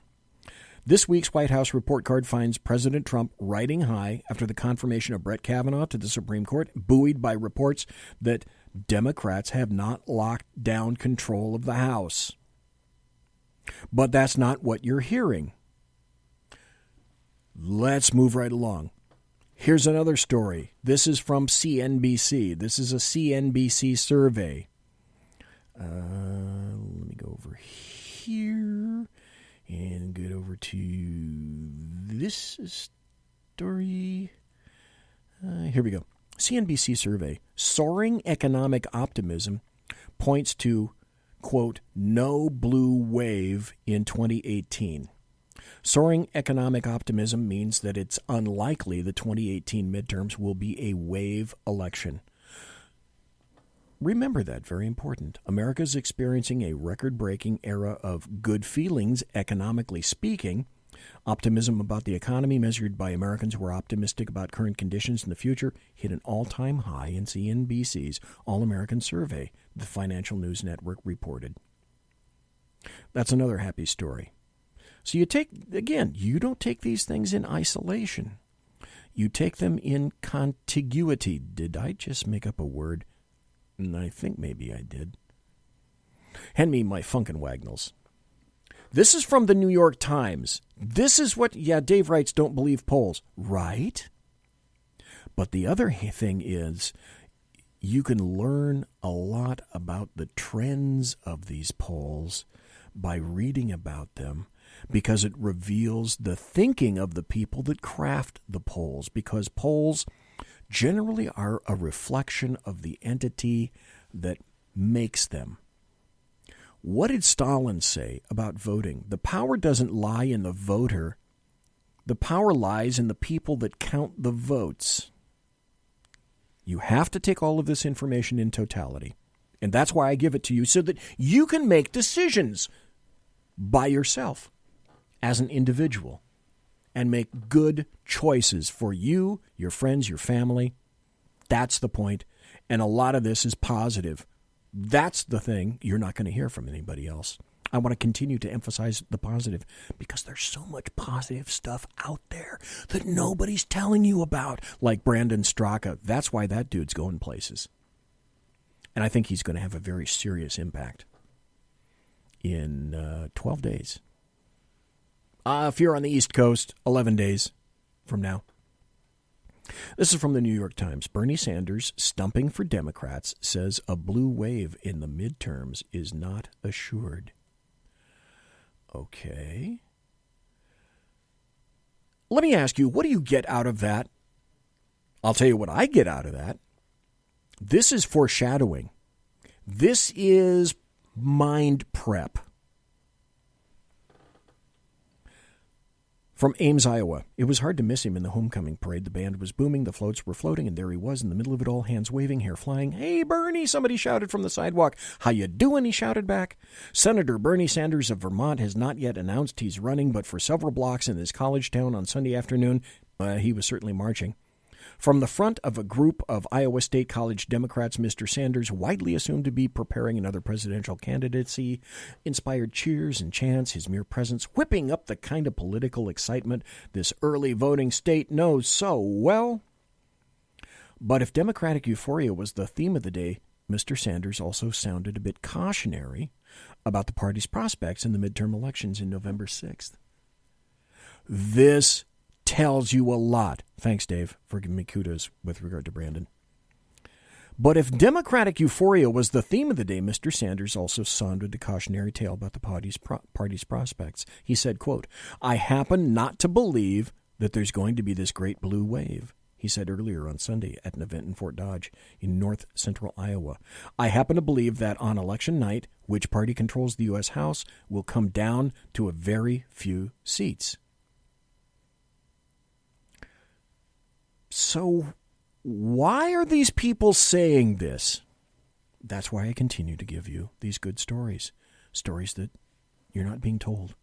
There's this portrayal on the left of what the American media maggots want you to hear and believe is happening in your world, but it's not reality. I'm giving you reality. You make whatever decision you make about the information that I give you, because I give you things that the American media maggots don't. Here's another story. Before we go to the bottom of the hour break, I got about another minute. Top Democrats urge caution on blue wave in order to temper expectations. Top Democrats are working to manage expectations about a blue wave sweeping the party into power on Capitol Hill, urging caution about those predictions amid fresh signs that the midterms could be much closer than anticipated. Democrat National Committee Chairman Tom Perez said last Monday, that he doesn't use the term blue wave to talk about a possible victory for his party, even though House Minority Leader Nancy Pelosi, who has her eyes on the Speaker's gavel once again, said just days ago that they could be looking at a Democrat tsunami. Perez said, quote, "We always knew this election was going to be close. I don't use that term, blue wave. I always talk about the need for blocking and tackling. I always talk about the need for organizing to make sure you're leading with your values." Stop and think about that for a second. Irony, hypocrisy, table for a couple million, please. I always talk about the need for organizing to make sure you're leading with your values. Here's a Democrat talking about leading with his values. And that's how we've been winning. That's how we've been winning throughout this year and throughout 2017. That's how the Democrats have been winning throughout this year and throughout 2017. Their values. Right? Conservative media done right. You're listening to the SHR Media Network. Values. This is Sackhead Sean. And this is Sackhead's Clint. And Sackhead's BZ. Join us for a very important SHR Media special report, Election Night, November 6th, as we cover midterm returns live from the SHR Media Studios. Not only will we have the best live election coverage, we'll have our very own SHR reporters on scene around the nation to keep you immediately updated. We'll start at 4 p.m. Pacific, 7 p.m. Eastern, and go until, well, it's over. We may have some choice comments to make along the way. For the best midterm election night coverage, go to shrmedia.com and watch the show on Facebook, YouTube, and on Periscope. shrmedia.com. Be there. Hey, this is Michael Wright. And I'm Shannon Wright. Join us for The Right Way with Shannon and Mike, Monday through Thursday from 7 to 9 a.m. right here on SHR Media. Why are they joining us? For fun things like sports, politics. Oh, maybe some news and entertainment? And all kinds of other things. Money and recipes and events, all kinds of stuff. Yeah, so join us Monday through Thursday, 7 to 9 a.m. here on shrmedia.com.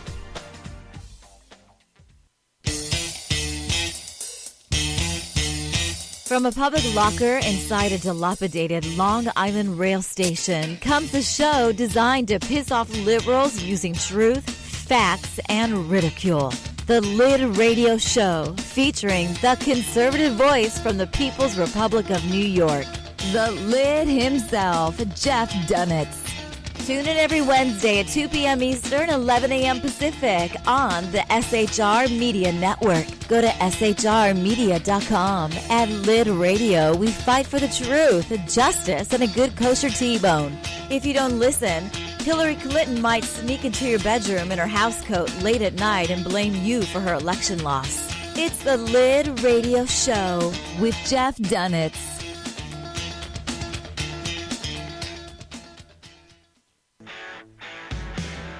Hey girls, Carry Girl Gear is here. More and more women every day are concealed carrying, participating in competitive shooting, and getting firearms training. It's not a boys' club anymore, and we don't have to shop in their stores anymore either. Finally, a cool and unique clothing line just for women. Dope tees and hats for the patriotic concealed carry and 2A girl. So what are you waiting for? Go check out carrygirlgear.com today. It's your business diva here, Melanie Collette. I am inviting you to a front row seat as I discuss some of the most intriguing details of wealth and finance with today's movers and shakers in the world of business. Listen in and discover financial truths on a global, domestic, and household scale. Uncover topics that will impact your wallet today and in the future. Money Talk with Melanie airs Monday through Friday, 5 p.m. East, 2 p.m. West, right here on SHR Media and High Plains Pundit Talk Radio. You can't afford to miss it.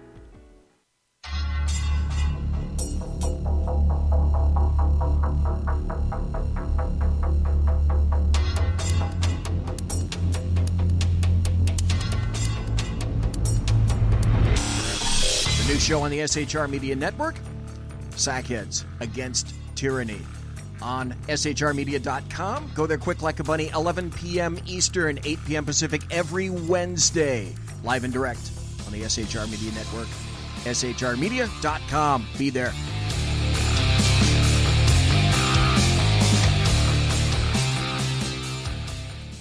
When dirty politicians, shadow governments, and deceptive Islam blind the world with fake stream media smoke, their only fear is one man with a cane. I'm Dave Milner. Join me through SHRmedia.com, HighPlainsTalkRadio.com, and the Western Free Radio Network, at Spreaker, YouTube, and iTunes for a different perspective weekly on the Unpleasant Blind Guy. And catch me on Jeff Mitchell's EDL Radio on BlogTalkRadio.com. There's no surrender ever. Because truth is not always pleasant. Broadcasting behind enemy lines in occupied California, a mere 2 miles from the state capitol, the bloviating Zeppelin's Berserk Bobcat Saloon radio show can be heard every Tuesday and Thursday night at 8 p.m. Pacific and 11 p.m. Eastern, only on the SHR Media Network. Go to shrmedia.com to listen. You can also watch on the SHR Media Facebook page and the SHR Media YouTube channel. No goldfish were abused in the making of this ad. Conservative media done right. You're listening to the SHR Media Network. Well, that's it. It's the final segment tonight here on the bloviating Zeppelin's Berserk Bobcat Saloon radio show. Hope you've enjoyed it. The first half hour was Brandon STRAKA. Really enjoyed him dropping by and allowing me to call him. And I've got more good news, more good stories. And Dave says the pizza was good. Good to hear. Good to know. I happened to notice this. This was the cover of the newest Newsweek, which I think is going completely digital if it hasn't already. Every once in a while I see a Newsweek copy. And it's got a big photo of Vladimir Putin on it. And it says, Putin wants your vote. So what does this indicate to you? I'll tell you what it indicates to me. This is called cope posting. I don't know if you've heard this term before. Cope posting is a foreshadowing of what may occur. In other words, what this is saying, not subliminally, but to people that are interpreting this, because this is the way that they want you, the American media maggots, and the LDAM, want you to interpret this is, if we lose, it's because of Russia again. Are you fucking kidding me? And the answer is no. No, I am not kidding you. That's exactly the thought that Newsweek wants you to take out of this. If we lose again, just like 2016, it wasn't anything we did or didn't do on the Democrat side, on the LDAM side. No, it was all because of things extraneous, vaporous, nebulous things that we had no influence over. We just couldn't. How can we control? We can't control Russia. No one can control Russia.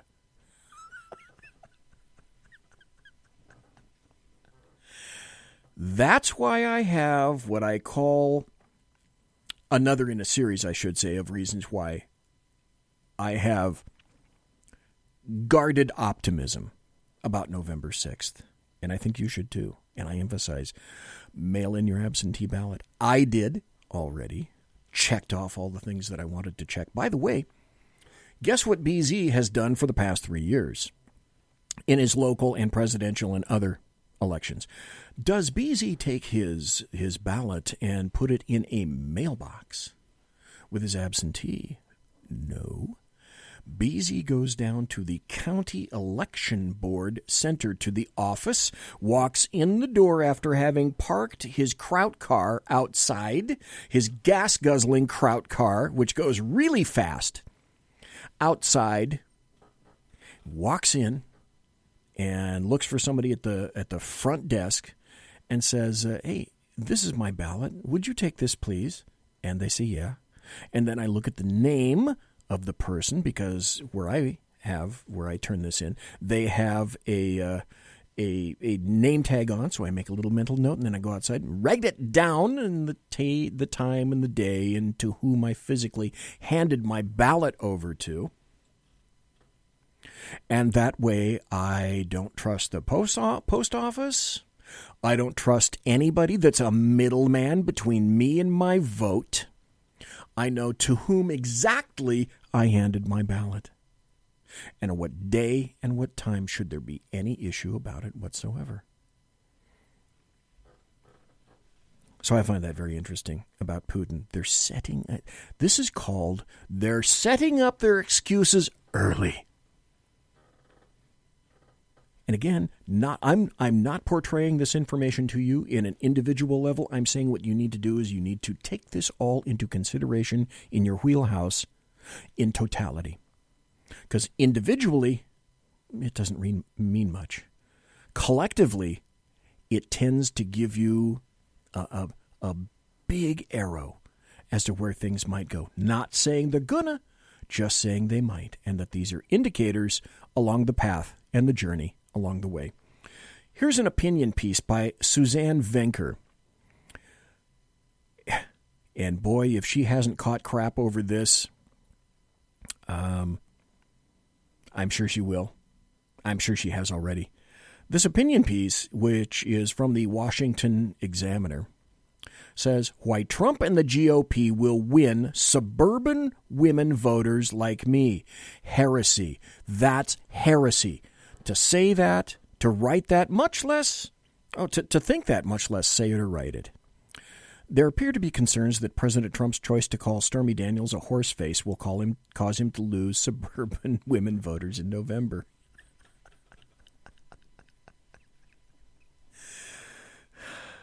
She continues and she says, he won't, it won't, and here's why. First, there's the assumption that suburban women, again, listen to what I've been saying. The assumption that suburban women are a monolithic. They're a monolith. We are not. We are as diverse in our opinions as any other group of Americans. Second, there's an even greater assumption that we'll be so offended by Trump's behavior towards women that we'll finally say, enough. But here's the thing. Trump's boorish behavior is not specifically aimed at women. That's his modus operandi towards any person, male or female, who attacks him.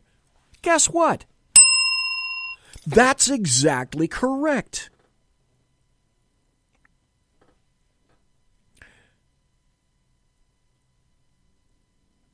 Indeed, the man doesn't discriminate at all. There's no reason for women in suburbia or anywhere else to feel slighted due to their sex. Do women voters actually like Trump? Now, that's hard to answer, but I believe Heather McDonald said it best. I view Trump as an incredibly painful dilemma. I support his policies, but deplore his personality. I don't think he's a racist or a sexist. I just think he's the worst possible example of an adult male. He is thin-skinned, gratuitously vindictive, and opposite of magnanimous. Now, I would tend to disagree with that. I know that I have seen Trump be magnanimous on numerous occasions. She continues, I agree wholeheartedly, and I feel confident that my suburban women friends do too. We can separate, meaning they have intelligence, okay? People are intelligent. They are not a monolith. They are not monolithic. And don't vote that way. And I think we're going to find out that's true November 6th. We can separate the caliber of the man himself from the job the man is doing. Do we wish his personality was different? Absolutely. But it isn't. So we have to make do with what we've got. And what we've got is working. That's what I've said. Deeds, not words. I go by what Donald Trump does for me and does for America, does for the United States. And his policies and his actions, which is how I gauge him and his efficacy, that's how I rate Donald Trump. Deeds, not words. Suburban women voters are smart enough to see them for themselves. Much to the media's dismay, we don't fall for their portrayal of Trump as a bigoted misogynist. We see through that rhetoric, and we stay focused on what he brings to the table despite his flaws. College-educated women want safety, security, and health care protections, very much along with financial and economic health for themselves and for our country. Trump tweeted on Wednesday, quote, "I supply all of this far better than any Democrat for decades, actually. That's why they'll be voting for me, indeed." And that's it. That was her story. Very, very succinct. Dave Milner says in chat, yeah, policy. Here's another story that you didn't hear, but it's a happy story. This is from hotair.com. Run by Ed Morrissey. Great guy, a friend of Dwayne Patterson, and also, by the way, a friend of Jeff Dunnett's.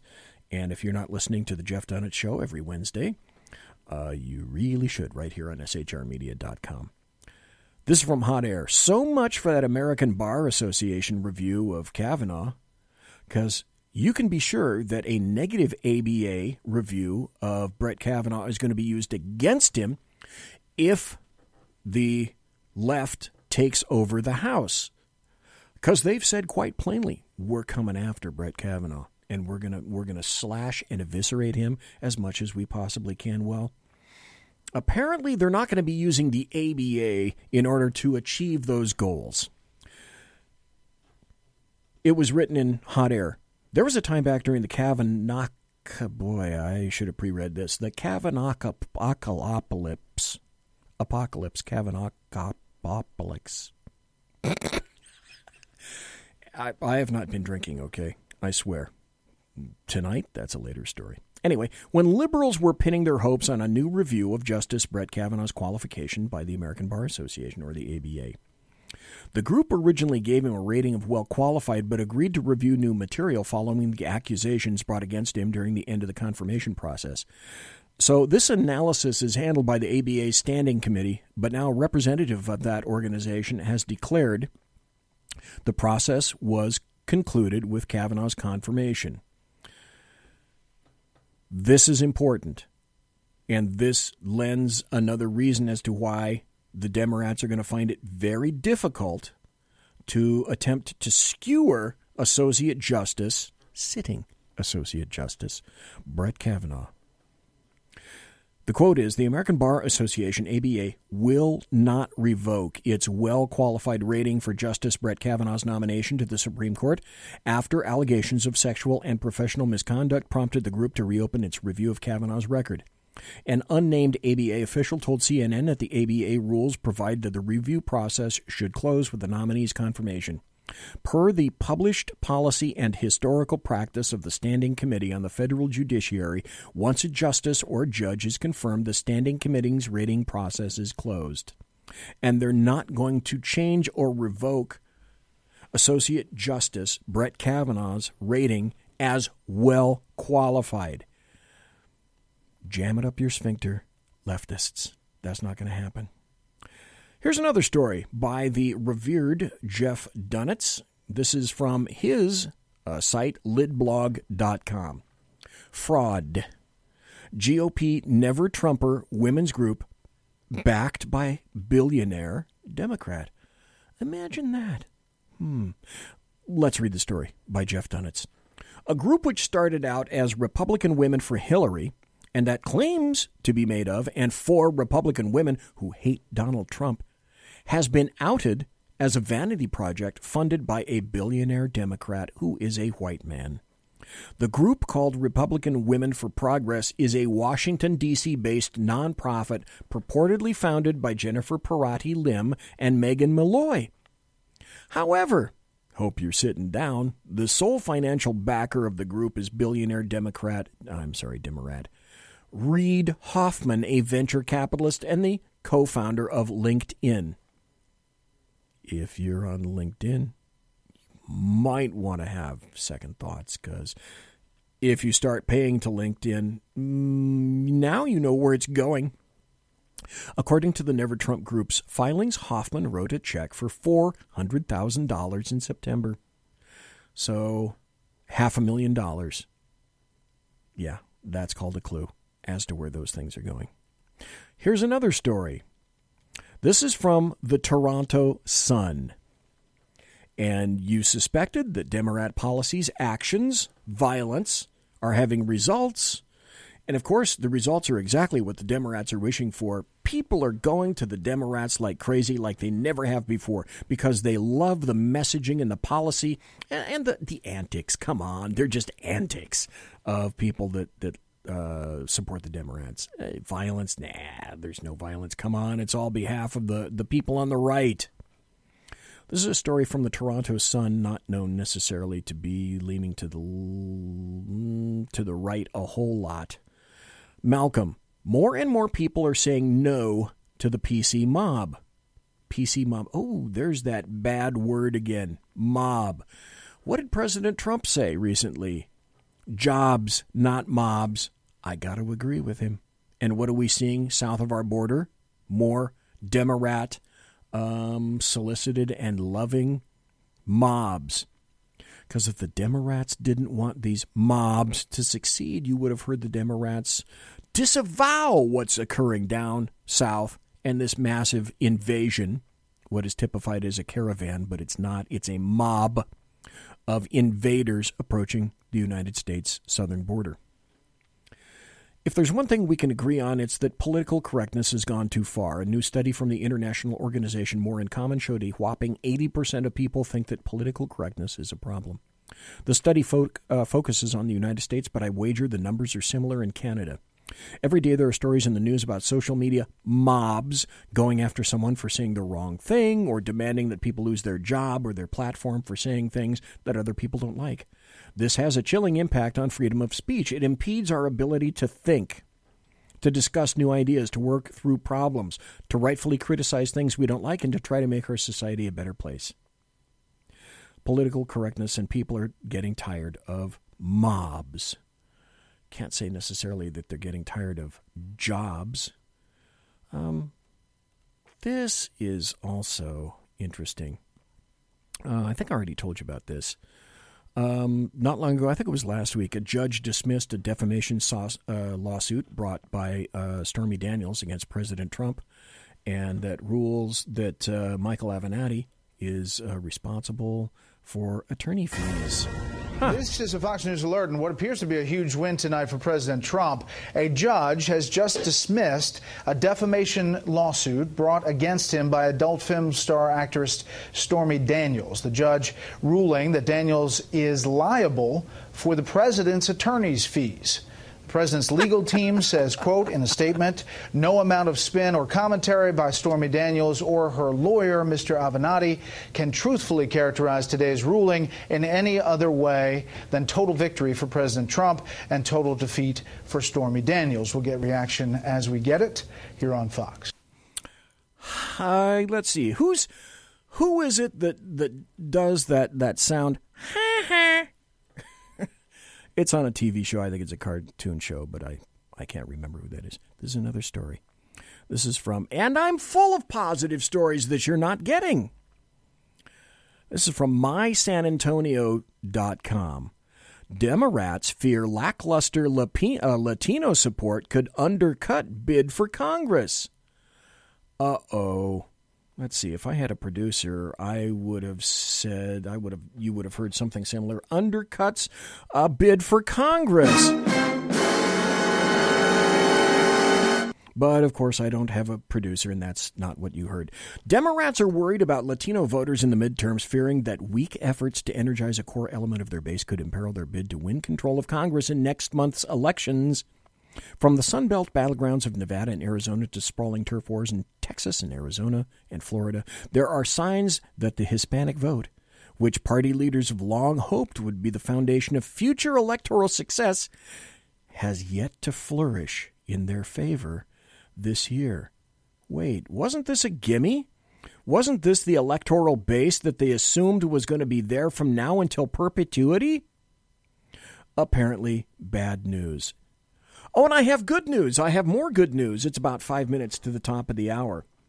6 minutes if I'm looking over here. But that's okay, because it's bad news for this individual. I told you I was going to be going here. It's bad news for this guy, but it's good news for me, and it's good news for you as well. This happens to be from the Associated Press. Judge Michael Avenatti must pay $4.85 million in ex-lawyer's suit. Los Angeles.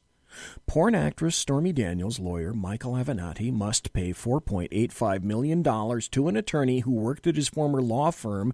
A California judge ruled last Monday in an order that holds the potential presidential candidate personally liable in a lawsuit over back pay. The Los Angeles judge ordered the payout the same day. A separate ruling coming down. Okay, I'm about to Bigfoot myself over this. Let's go over to the next article, because again, this is so glorious. I'm loving the hell out of it. This is why this is a happy story. Now this is, again, from the WashingtonExaminer.com. Dave says maybe he could get a loan from Vivid Video. Okay, I'm Bigfooting myself. I happen to know that Vivid Video makes porn videos, and Michael Avenatti represents the porn stars. Very nice. Nice insight, Dave. Well played. Well played. This is from the WashingtonExaminer.com. Avenatti's bad day. Evicted from his office. You goober. Evicted from his office. Porn star lawyer Michael Avenatti suffered 2 court losses last Monday, including one that saw a judge order him to pay that $4.85 million I told you about, who argued that he was underpaid. Well, let's see. If you got to ask this question, right? If Avenatti screws his staff, ... Stormy Daniels, ... I'm sure you can connect those dots. Shortly after that ruling from a California judge, another judge ruled that Avenatti and his staff must be evicted from their suite office at Fashion Island Mall after they missed 4 months' worth of rent payments. You can't write this shit. The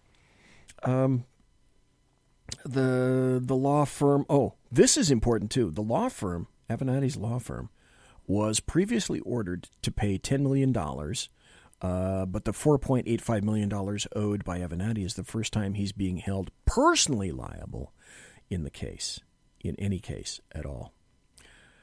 Again, I'm loving that. And this is going to be my very last story.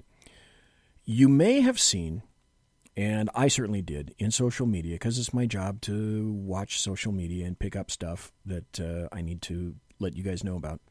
There was a video which came out where an Oregon guy screamed at what she said was a 9/11 widow. And this guy was stupid. This guy was dangerous stupid. And it was caught all on video. The headline here is, Oregon man who screamed at 9/11 widow just got canned by his employer. The deranged Oregon leftist caught on camera last weekend telling a 9/11 widow that her husband should rot in the grave received walking papers from his job over the weekend, meaning he's now unemployed and probably without an income source. Quote, Steve Wilson is no longer an employee of SEI. His behavior does not represent the values of our organization or the high expectations that we have for our employees, the youth development organization Self-Enhancement Incorporated announced on Saturday via Twitter. Is that anything like karma? Monsieur has been locked!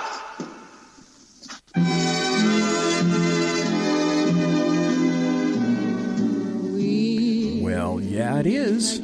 I had a great time tonight. Telling you the good stories that are out there. Don't get disappointed. Deeds, not words. I am guardedly, cautiously optimistic. And you need to be too. It's not impossible. We can pull this out.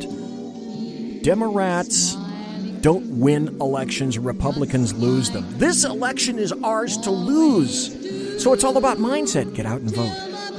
Get out and vote. Get out and vote. That's my meme. That's my story. And I'm sticking to it. Ladies and gentlemen, boys and girls, children of all ages, thanks for listening to the Bloviating Zeppelin's Berserk Bobcat Saloon radio show, live and direct right here on the SHR Media Network. Thanks to Brandon STRAKA for being here tonight and giving me another full half hour of his time when he is tired, he is exhausted, and he's got so much to do over the weekend. Speaking of the weekend, folks, have a great weekend.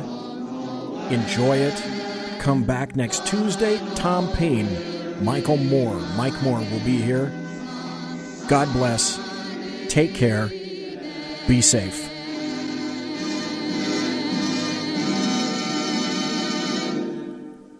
Everybody quiet down now and get some sleep. Good night, everybody. Good night, Mama. Good night, Ben.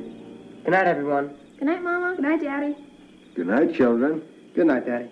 Good night, Elizabeth. Good night, John Boy. Good night, Jim Bob. Good night, Jim Bob. Good night, Jim Bob. What's going on? I was asleep. What's everybody doing? Good night, Jim Bob. Go to sleep.